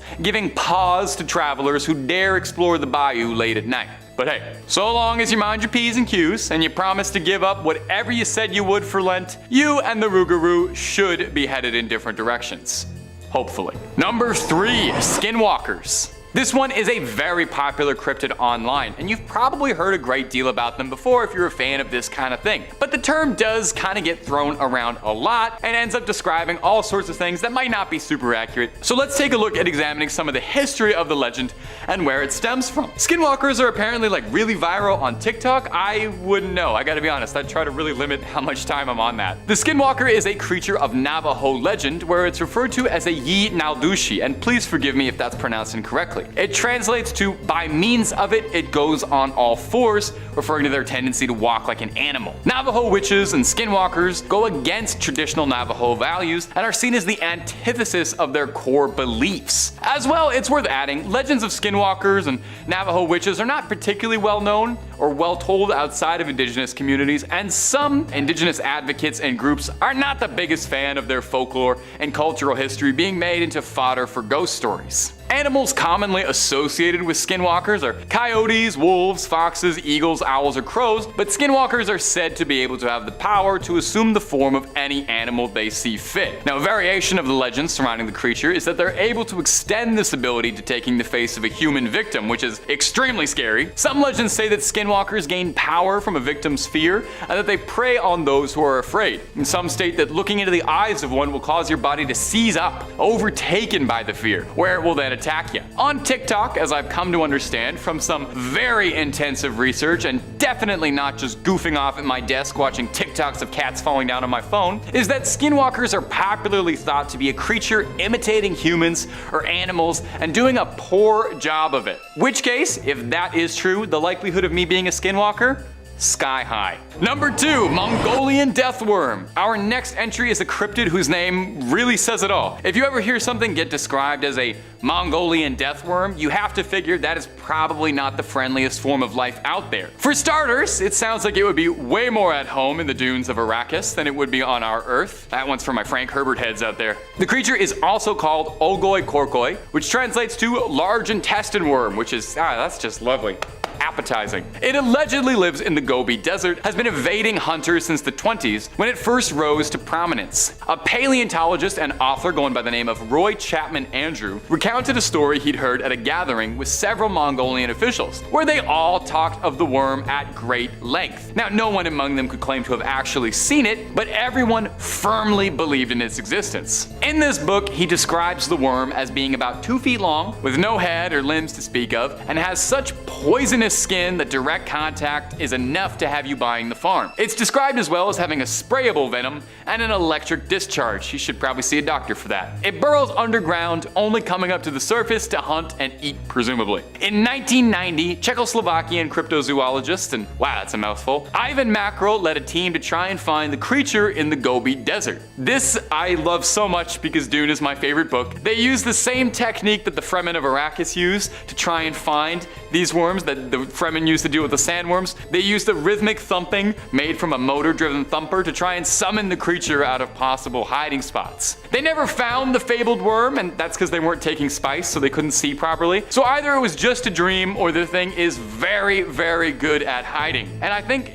with a little work, that could make a fun expression. Like, oh, it's as hard as trying to find a worm in a desert. We'll workshop it. Number 1, Gashadokuro. And our final entry is gonna come from Japan, and as a fabled mythological creature, and may I just say, is one of my favorite mythical monsters I've read about in a while. As soon as I was reading about this thing, I started texting my friends. I was so excited about it. This thing is a real-life Dark Souls boss fight. Maybe I'm outing myself as way too much of a nerd here, but this thing is where the inspiration for High Lord Wolnir and Grave Lord Nito of Dark Souls fame came from. I couldn't resist throwing it out there. Sorry, guys. Formed from tens of thousands of bones of fallen soldiers, the Gashadokuro is a massive titan of a beast, a gigantic skyscraper-sized skeleton. Is that not the coolest thing you've ever heard? A giant which wanders around the countryside during the darkest hours of the night. Their teeth chatter and their bones rattle, which is why the translation for their name translates loosely to rattling skull. You'd have to imagine though, you would probably hear this thing chattering its teeth from a few hundred miles away. You'd hear it in the next town over. It's said that the Gashadokuro is born when mass amounts of soldiers die on the same battlefield. Their bodies rot in the fields, and they don't receive proper funerary rites. As such, their souls are filled with torment as their bodies lay face down in the muck, and that malice permeates their bones, causing them to twist and mend into unnatural ways, clumping together to eventually form the humongous skeletal monster of a boss fight, the Gashadokuro. Now,